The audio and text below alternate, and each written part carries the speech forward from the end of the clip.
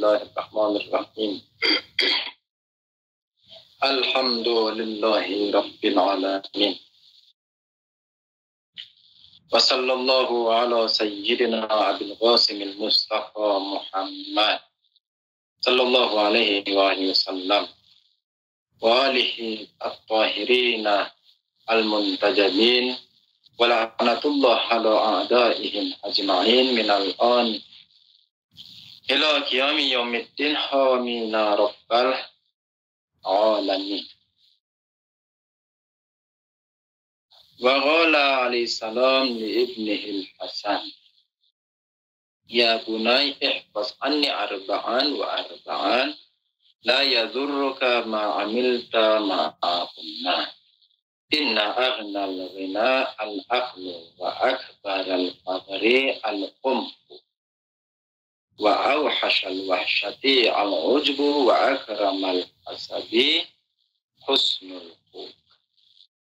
Ya bunai, iyyaka wa musadaqatal ahmaq fa innahu yuridu an yanfa'aka fayadhurraka wa iyyaka wa musadaqatal bakhil fa innahu ya'udu yab'udu anka ahwaja ma takunu ilayhi wa iyyaka wa musadaqatal fajir fa innahu yabi'uka bit-tawbah wa iyyaka wa musadaqatal kadzdzab fa innahu kas-sarab yughribu 'alaikal ba'id wa yubaidu 'alaikal qarib.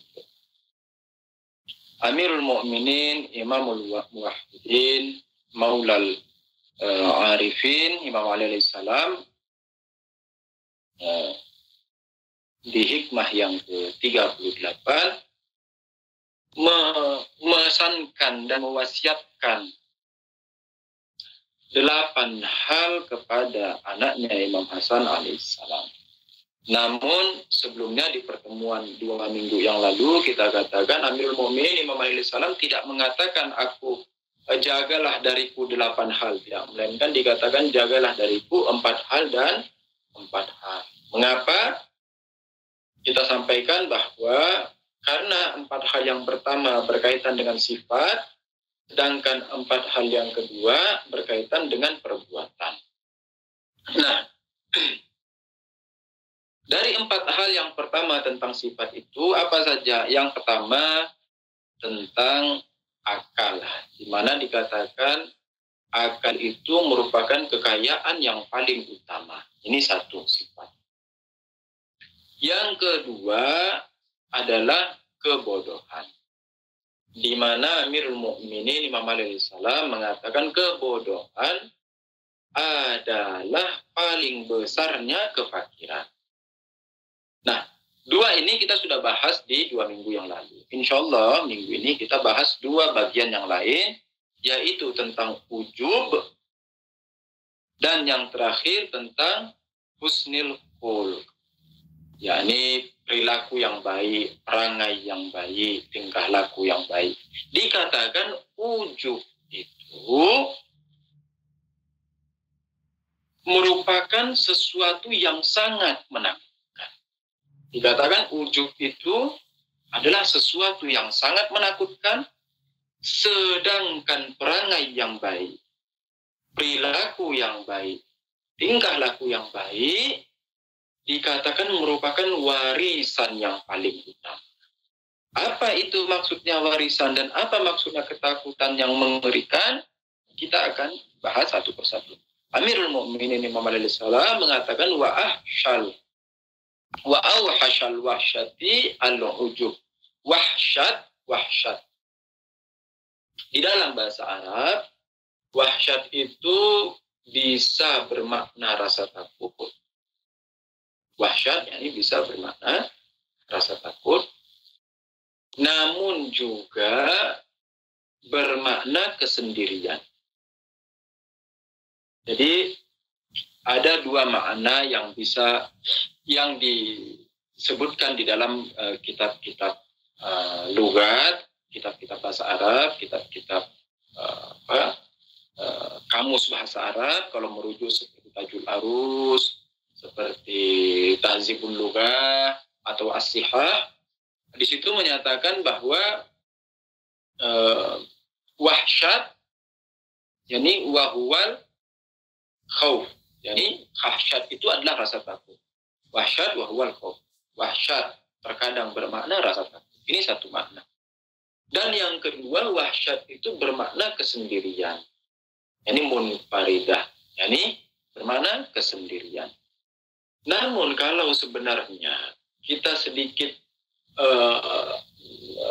ada istilah kalau di dalam kaidah bahasa Arab, bukan kaidah bahasa Arab ya, di dalam ilmu lugah, di dalam ilmu lugah ada yang disebut dengan fiqhul lugah.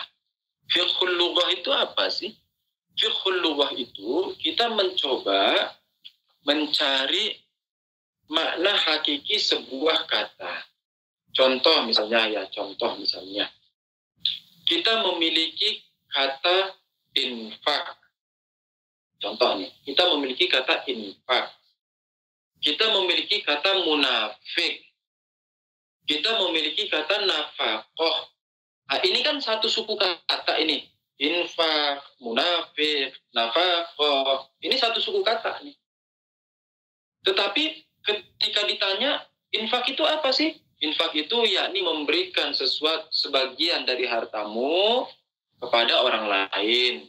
Nah, ini disebut infak. Terus ditanya, nafaqah itu apa? Nafaqah itu yakni kamu mengeluarkan dari hartamu untuk kebutuhan keluargamu. Orang-orang yang wajib untuk dihidupin, seperti istri dan anak. Ini nafaqah. Kan beda sudah, infak maknanya beda, nafaqah maknanya beda. Terus ditanya, munafik itu apa? Dikatakan munafik adalah orang di mana secara luaran, secara zahir, secara tampakan makmuli, tampakan biasa, dia orang muslim, yakni dia bagian dari kita. Tetapi di dalam hatinya dia kotor, di dalam hatinya dia mengingkari Tuhan, di dalam hatinya dia tidak meyakini kenabian, dia tidak meyakini imamah. Nah, ini istilahnya dikatakan munafik. Oke? Kalau kita melihat antara infak dengan nafaqah dengan munafik, maknanya berbeda-beda. Tetapi mereka satu suku kata, ada kata nun, fa, dan qafnya. Nah, ketika kita masuk di dalam fiqhul lugah, kita mendapati, oh, ternyata sebenarnya mereka ini berasal dari satu makna yang hakiki. Apa itu makna hakiki? Makna hakiki dari kata nifkun. Nifkun itu gini, tikus. Tikus itu kalau orang yang tinggal di daerah-daerah, kalau kota enggak sih ya, di daerah desa yang di sana ada tikus, tikus di kebun misalnya, ini akan tahu nih. Jadi tikus itu dia akan menggali lubang. Dia akan menggali lubang di dalam tanah. Jadi tanah ini, terus dia menggali lubang. Nanti dia menggali lubang sampai misalnya mau menjorok ke bagian lubang yang kedua. Jadi anggaplah ini lubang pertama, ini lubang kedua kan ya. Ini lubang pertama, ini lubang kedua. Dari lubang pertama dia membuat lubang, terus mau sampai ke lubang kedua. Sebelum lubang kedua ini berhasil ditembus, dia kasih semacam setipis mungkin sehingga tidak terbuka. Jadi lubangnya itu tidak sampai terbuka, lubang yang kedua ini. Jadi dia menggali lubang itu tapi disisain sedikit gitu. Lubang yang kedua ini dia sisain sedikit, jadi nggak langsung dibuka aja lubangnya, enggak. Dia sisain sedikit. Ini dia jadikan lubang ini dia jadikan sebagai tempat tinggal, sebagai penyimpanan makanan kan gitu. Nanti pertanyaan, kenapa terus dia sisain ini lubang yang kedua ini nggak langsung dijebol? Biar nggak ketahuan kalau dia di dalam. Nanti tapi satu ketika kalau ada ular datang, masuk ke dalam lubang dia, masuk ke dalam rumah tikus tadi, mau menerkam si tikus tinggal nyeruduk sedikit aja, nyundul sedikit, tuh, tanahnya langsung kebuka, si tikusnya lari. Ini disebut nifkun.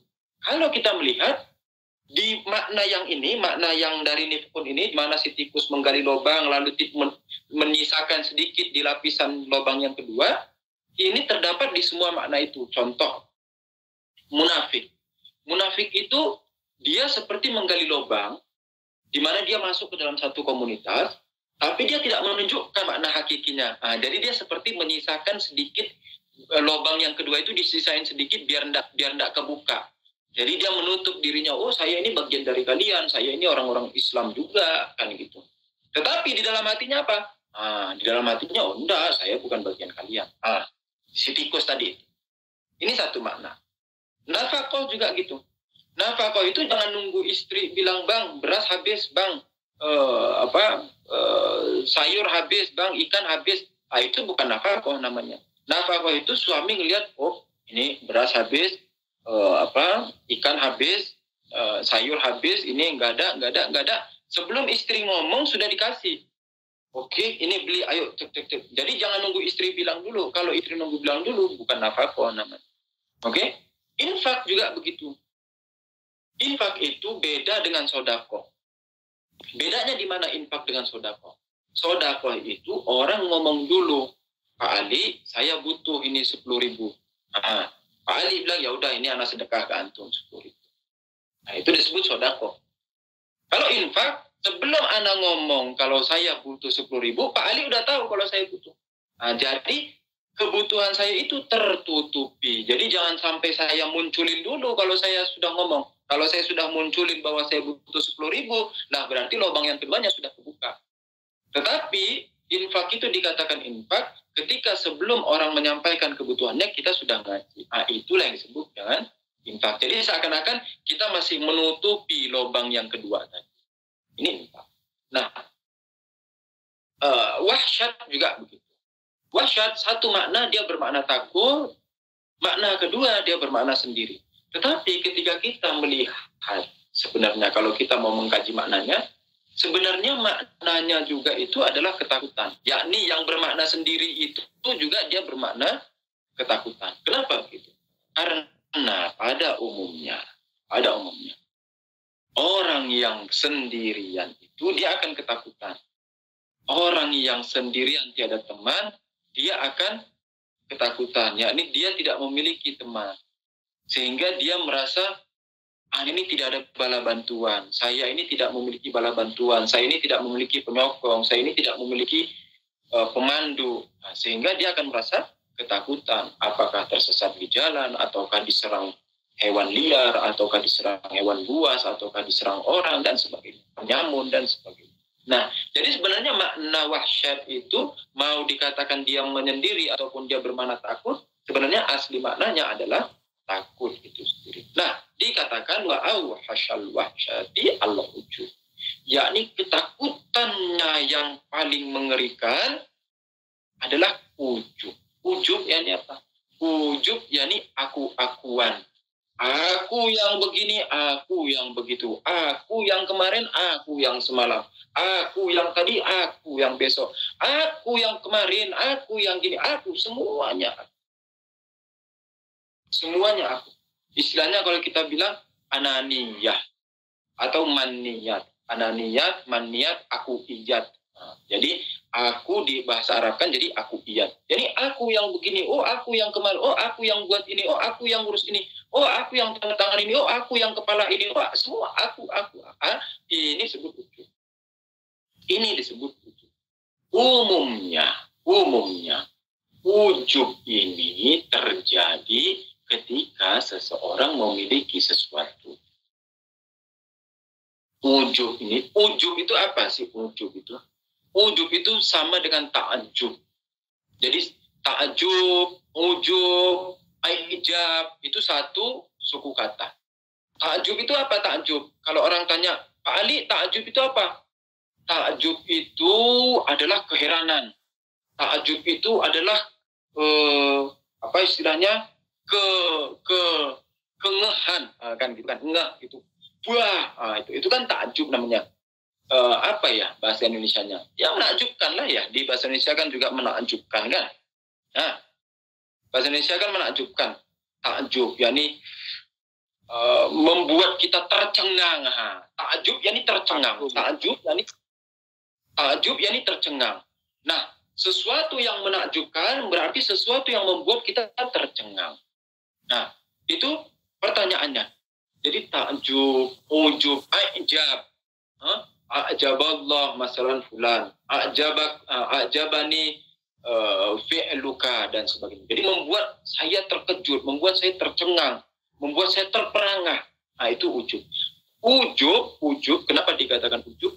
Karena umumnya orang memiliki sesuatu.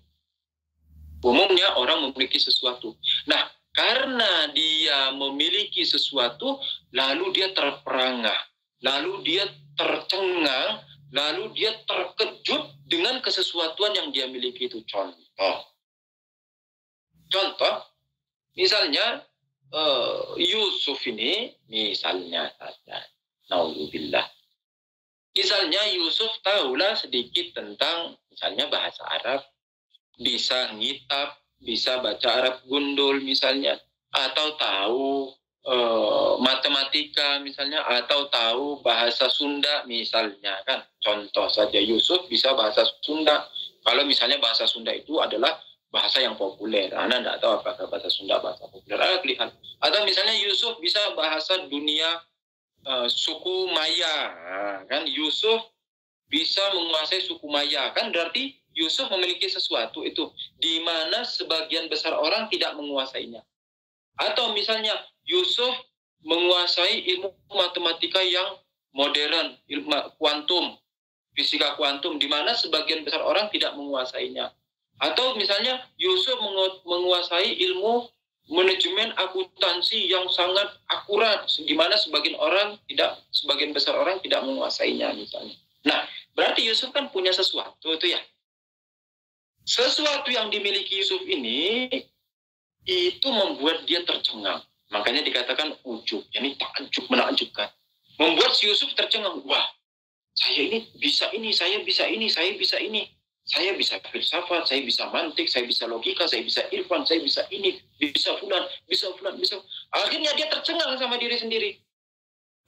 Ketika dia tercengang sama diri sendiri, itulah yang disebut dengan ujub. Makanya kita katakan ujub, takjub, ijab itu satu suku kata semua itu. Yani mengagetkan, mencengangkan, apa istilahnya, tercengah melihatnya. Itu istilahnya takjub. Nah, berarti ujub yakni ketika seseorang dia takjub dengan dirinya sendiri. Orang tidak ada takjub ke dia, orang tidak ada. Wah, Yusuf itu hebat banget, tidak. Tapi si Yusufnya, nauzubillah, takjub dengan diri sendiri. Wah, anak hebat banget. Wah, anak. Akhirnya ketika dia sudah menakjubkan dirinya sendiri, wah, anak bisa ini, anak bisa ini. Semuanya anak, semuanya aku bisa ini, aku bisa ini, aku. Akhirnya nanti ketemu orang, aku yang kemarin begini, aku yang buat itu, aku yang ngurus ini, aku yang laksanain ini, aku yang bela ini, semuanya aku. Inilah yang disebut dengan ujub. Dikatakan au hasyal wahsya al-ujub. Yang paling mengerikan, ketakutan yang paling mengerikan adalah ujub. Kenapa demikian? Karena ketika orang sudah ujub, dia akan buta. Ketika orang sudah ujub, dia akan buta. Sebagaimana, Anda tanya gini deh, antum ya satu orang saja, siapa saja terserah. Bagi antum yang paling menakjubkan di dunia ini apa? Yang paling menakjubkan sehingga antum tercengang itu apa? Satu orang aja terserah, siapa saja. Biar kita bahas, enak bahasnya. Apa? Anggaplah misalnya teknologi. Teknologi. Teknologi. Anak padahal contohnya donat. Anak lihat teknologi misalnya, malah teknologi. Kan mencengangkan banget bagi antum itu teknologi itu. Jadi, wah, dalam sedetik keluar HP baru, dalam sedetik keluar teknologi baru, Pentium baru, segala macam baru kan. Antum kan tercengang itu, terperangah kan. Nah, ketika antum tercengang, terperangah dan istilahnya terjebak dalam ketakjuban itu, antum akan buta terhadap yang ditakjubi. Maksudnya apa buta? Ya, ini antum tidak akan melihat keburukan dari si yang ditakjubi itu. Antum tidak akan melihat, sebagaimana antum mentakjubi teknologi, antum tidak akan melihat sisi buruk teknologi. Kenapa? Karena antum sudah tergila di situ, antum sudah terbuai di situ, antum sudah terjebak di situ, kita sudah terperangah, kita sudah terjerembab, dan kita sudah tercengang dengan teknologi itu. Akhirnya kita buta dengan yang lain. Yang kita lihat hanyalah teknologi, dan teknologi. Nah, oke, bisa dipahami kan sampai di sini kan ya? Paham, Ustaz? Nah, sekarang kita kembali dikatakan wa'au hasyal wahsyati al-ujub, yakni keaku-akuan tadi. Ketika orang mentakjubi dirinya, wah aku yang begini, aku bisa ini, aku yang ngurus fulan, aku yang bela fulan, aku semua. Nah, ketika dia sudah mentakjubi dirinya, maka dia akan buta. Buta tadi apa kita katakan? Buta tadi yakni dia tidak akan melihat kelemahan dirinya. Dan dia akan melihat semua orang lain selain dirinya itu lebih rendah dari dirinya. Tiada yang lebih mulia dari dirinya. Tiada yang lebih hebat dari dirinya. Tiada yang lebih layak dari dirinya. Tiada yang lebih mapan dari dirinya. Tiada yang lebih pantas dari dirinya. Dan hanya dia yang paling layak untuk segala sesuatu. Inilah orang ujub. Makanya sangat mengerikan. Dikatakan wa'au hasyal wahsyati al-ujub.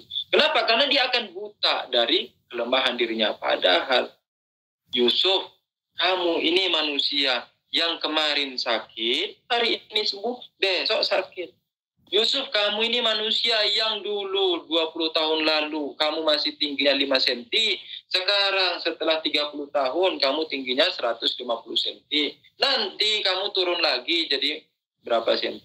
Yusuf, dulu kamu 5 tahun yang lalu kurus krempeng, sekarang agak gemuk, nanti kamu kurus krempeng.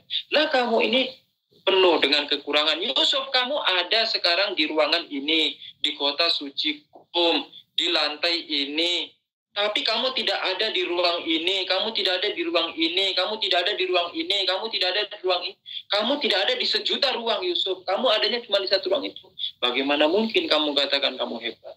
Yusuf, kamu tahu, kamu bilang kamu tahu filsafat. Tapi kamu kan cuma tahu filsafatnya itu, kamu nggak tahu filsafat itu, kamu nggak tahu filsafat itu, kamu nggak tahu filsafat itu.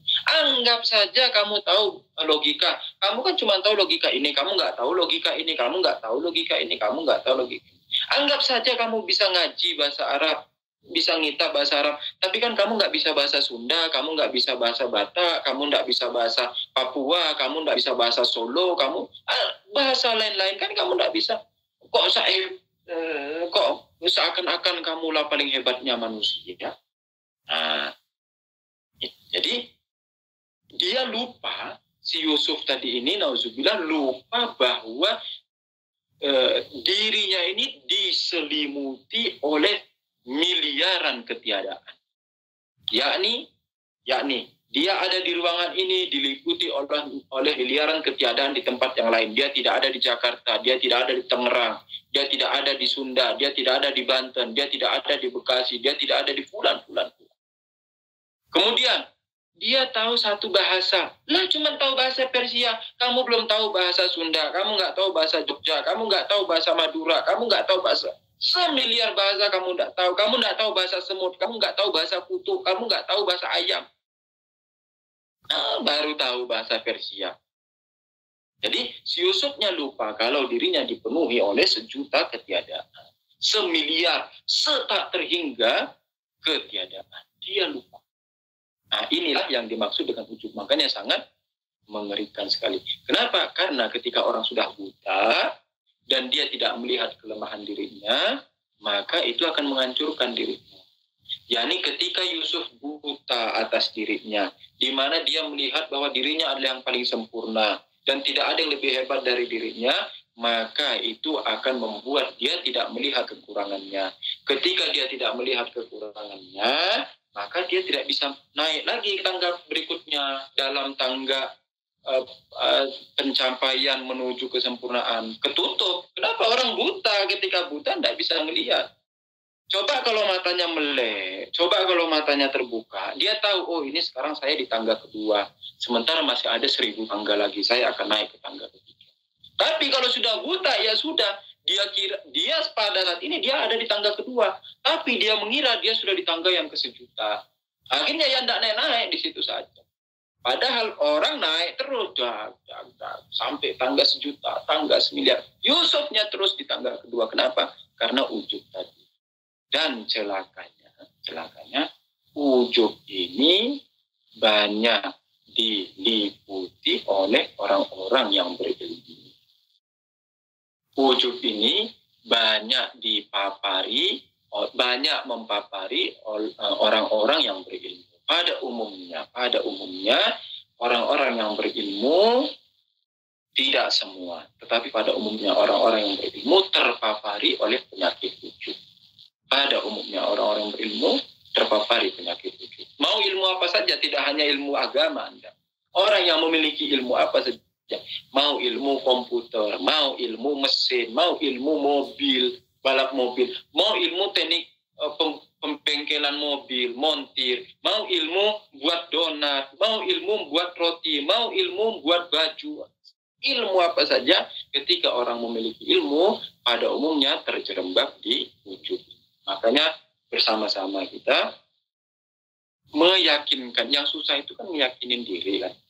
Kita meyakinkan diri bahwa Yusuf, kamu diselimuti dan kamu diliputi oleh semiliar dan semiliar-miliar ketiadaan. Maka jangan mengira kamu sudah paling hebatnya orang. Ini satu. Yang kedua, wa akramal hasabi husnul khuluq. Dikatakan yang paling mulianya keturunan, warisan keturunan adalah perangai yang baik. Apa maksudnya? Maksudnya gini. Ketika misalnya orang berperangai baik, orang berperilaku baik, orang bertingkah laku baik, maka sampai dia mau 100 tahun, 1.000.000 tahun pun, dia akan dikenang sebagai orang yang baik. Nah, seakan-akan karena dia terus dikenang itu, seakan-akan ini adalah silsilah dia. Seakan-akan ini adalah keturunan dia. Jadi orang terus mengingat dia kan. Keturunan kan gitu. Kamu anak siapa? Anak si Fulan. Saya anak si Fulan bin Fulan bin Fulan bin Fulan bin Fulan bin Fulan. Nah, itu kan keturunan istilahnya. Silsilah keturunan. Nah, ketika kita berperangai baik, semua orang akan mengenal kita. Oh, misalnya lah. Misalnya Pak Ali Sadewo, orang yang baik, yang dermawan, yang mudah mengulurkan tangan, bantuan dan sebagainya. Itu dikenal terus. Anak cucu semua sampai 100 abad dikenal terus. Akhirnya seakan-akan Pak Ali Sadewo ini memiliki silsilah keturunan yang terus terjaga. Nah, inilah salah satu keutamaan ketika berperangai yang baik. Ada kan pepatah kita di Indonesia itu. Apa pepatah kita di Indonesia? Coba ayo tentang ini. Ayo tebak-tebakan. Kita kajian sekalian tebak-tebakan. Ayo coba siapa yang bisa? Ini Ustaz, mendem jero mikul dur. Aduh, Anda tidak paham itu, mesti diterjemahin Bu Sun. Apa itu maksudnya? Ini apa? Manusia mati harimau mati meninggalkan belang, gajah mati kembali kali ya. Gajah mati meninggalkan apa ya? Gajah mati meninggalkan gading. Manusia mati meninggalkan nama. Tapi urutannya gajah dulu katanya. Gajah mati meninggalkan gading, harimau mati meninggalkan belang, gajah mati meninggalkan nama. Itu. Kalau yang Bu Sun tadi apa terjemahannya itu Bu Sun? Jadi orang harus tahu siapa dirinya. Jadi bisa misalnya anak itu harus mikul dul mendem jero, maksudnya harus berbuat baik pada orang tua, kepada siapapun, sehingga dia bisa meninggalkan nama baik di keluarganya. Iya. Itu cocok. Ya, itu juga salah satu peribahasa kita. Jadi dapatkan peribahasanya. Jadi gitu, ketika orang berperangai baik, terus akan diingat silsilahnya. Nah, ini 4 sifat yang disampaikan oleh Amirul Mukminin Imam Ali alaihissalam.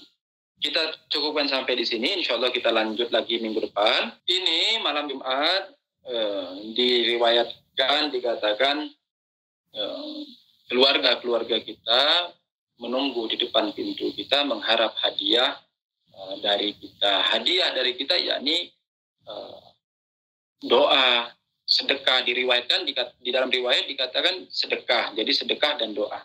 Sedekah itu misalnya gimana? Misalnya kita berinfak ke orang, diniatkan untuk yang meninggal. Contoh misalnya kita infak nasi 1 bungkus, Ini nasi 1 bungkus saya niatkan untuk almarhum bapak saya. Ini nasi 1 bungkus saya niatkan untuk almarhum ibu saya, dan begitu. Nah, mereka juga sekarang ini lagi menunggu di depan pintu antum. Sampai antum membuka pintu, ini makna kiasan loh. Jadi jangan buka pintu terus nyari. Insya Allah antum tidak ketemu. Kalau ketemu antum bakal lari langsung tutup pintu lagi. Ini makna kiasan. Yani mereka lagi berdiri di depan pintu antum, menunggu antum membuka pintu dan memberi mereka sesuatu. Kita hadiahkan kepada mereka